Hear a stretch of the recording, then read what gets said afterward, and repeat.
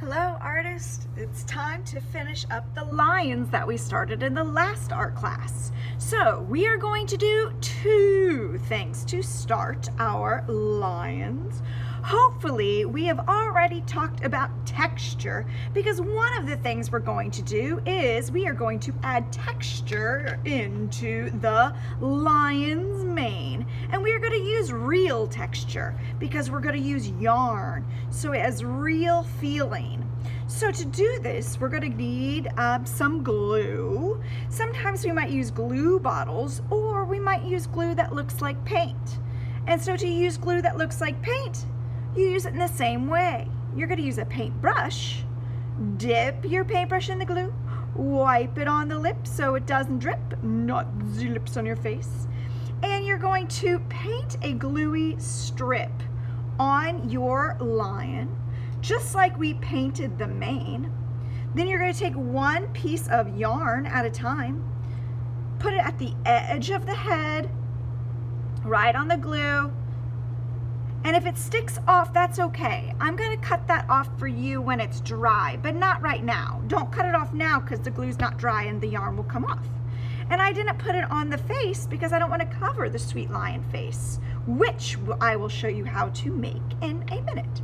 So I can go around and around, adding more texture by using real pieces of yarn. If you have a very thick or long piece of yarn, like I do right now, I can even fold it in half. And I could put it down so that's even a thicker piece of real texture.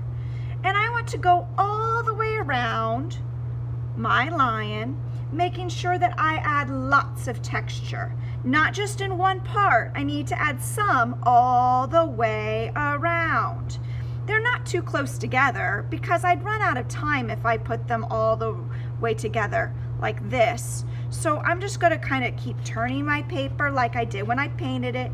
And every little bit, every few inches, I could add a strip of glue, and then I could add a piece of yarn for real lion hair texture. Oops, that one's pretty long. I guess I'll just fold it so I can make it extra big. Okay, so that is one of the things we're going to do with the yarn and the glue. And the other thing is we're going to add the face. So, Miss Langdon, it's time to pause the video because we are going to draw the face all together as a team. You are going to need a black marker or maybe something else that's black. So, I'm going to pause the video. All right, it is time to draw the face.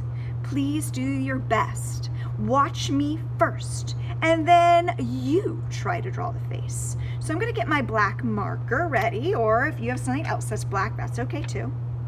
And again, watch me before you color, all right? The first thing I'm going to do on the bottom half of my face is I'm going to make a giant X shape. If you make a mistake, turn it into a beautiful oops. I'm going to wait for you to make your giant X shapes. It doesn't have to be perfect. Look up at the screen if you get confused. All right. Does that look like a line yet? Nope. All right. The next step, after you make your giant X, please make sure you watch. At the top part of the X, with my black marker, I'm going to make a line across the top, a horizontal line, and that's going to become my lion nose. You can go ahead and make your top. I'm even going to color mine in. If I go too fast, you can always color it in after the video is finished too.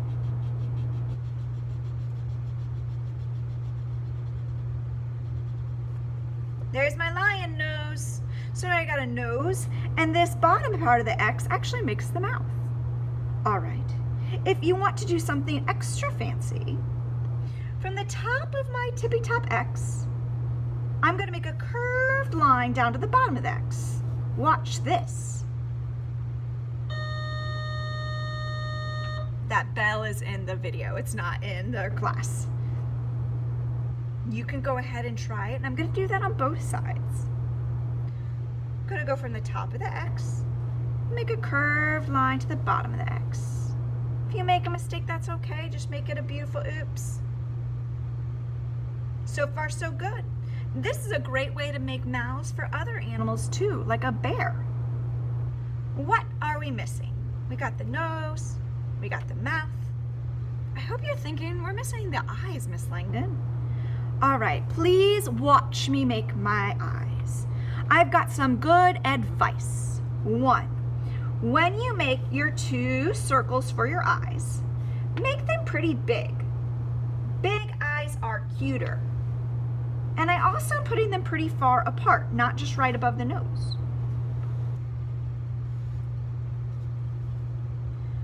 After you make your 2 circles, you can go ahead and make your 2 circles if you haven't done so already. There's a tip to make your eyes look even better. The tip is to make another circle inside each eye. And I'm going to leave those white. Those are going to become the shiny part. Maybe I'll even add 2 circles. This is an advanced move. If you just end up coloring in your eyes black, that's okay.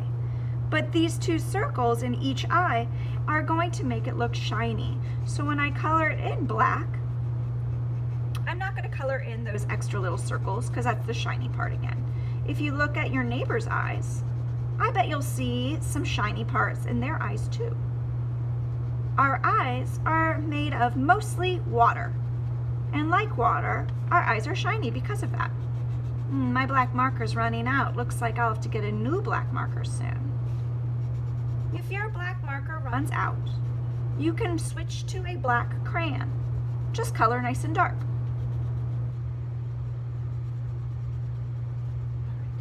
That's it. That's all the things I need to do. If you'd like to make another C shape in the ears to make your lion even fancier, then do that. The hair part that I showed you earlier, we're going to add after this part. All right, everybody, there's only one thing left to do, and that's to color my lion. I'm going to pick a yellow color, but if you pick something else, like an orange color could work. And I'm going to color really fast. But I want you to take your time. It should look nice and solid, coloring inside the lines. If it looks scribbly, then your beautiful artwork will automatically be less beautiful because you did not take your time. If you want to get even fancier, you can add some pink inside the ears.